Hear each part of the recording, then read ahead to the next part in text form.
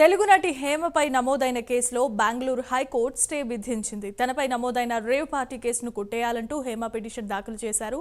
తాను డ్రగ్స్ తీసుకున్నట్లు ఆధారాలే లేవని హేమ ఆ పిటిషన్లో పేర్కొంది. అయితే వాదనలు విన్న కోర్టు స్టే విధించింది.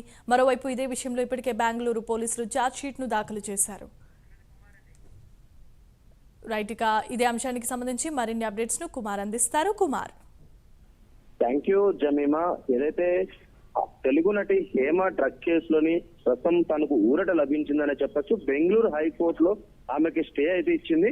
గత ఏడాది మే నెలలో బెంగళూరు రేవ్ పార్టీపై పోలీసులు దాడి చేసిన అనంతరం నటి హేమపై నమోదైన డ్రగ్ కేసులోని ఆమెపై తదుపరి చర్యలపై హైకోర్టు అయితే స్టే విధించింది.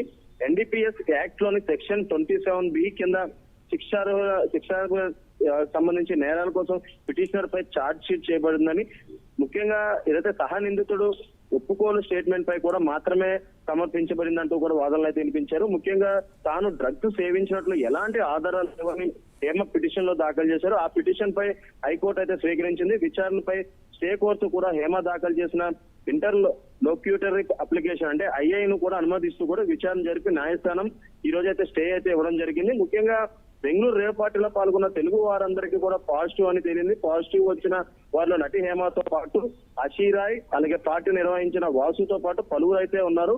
ముఖ్యంగా తాను రేవ్ పార్టీలోని పోలేదంటూ కూడా హైదరాబాద్ ఫామ్ హౌస్ లోనే ఓ వీడియో ఆ మరుసటి రోజు అలాగే పచ్చడి చేస్తున్నట్లు మరో వీడియోను హేమ రిలీజ్ చేసింది. ఆమె ఫోటోను బెంగళూరు పోలీసులు విడుదల చేయడంతో సీన్ మొత్తం రివర్స్ ఉందని తెలిసింది. కృష్ణవేణి పేరుతో నటి హేమ పార్టీకి అయితే హాజరైంది. ముఖ్యంగా పోలీస్ రికార్డుల్లోనూ కూడా హేమ పేరు కృష్ణవేణిగా నమోదు చేయడం కూడా జరిగింది. అయితే హేమను బాధితురాలుగా పరిగణించే అవకాశం ఉందంటూ కూడా తెలుస్తుంది. ప్రస్తుతం ఈ రేపటిలో పట్టుబడిన 101 మంది బ్లడ్ శాంపుల్స్ పరీక్షలు చేయగా 86 మందికి ముఖ్యంగా ఏదైతే డ్రగ్స్ ఆనవాళ్ళు ఉన్నట్లు కూడా తేలింది. ఇందులో 59 మంది పురుషులు, 27 మంది మహిళలు ఉన్నారు.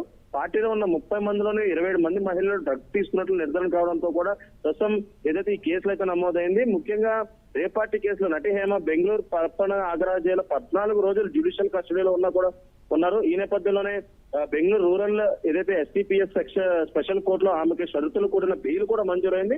ఈ నేపథ్యంలోనే సుప్రీం ముఖ్యంగా బెంగళూరు కోర్టులో మరొకసారి ఏదైతే తనపై వేసిన కేసు కొట్టేయాలంటూ కూడా ఏదైతే పిటిషన్ దాఖలు చేయడంతో ప్రస్తుతం బెంగళూరు కోర్టు కూడా స్టే అయితే విధించడం జరిగింది. Jemimah. Right, thanks for the updates Kumar.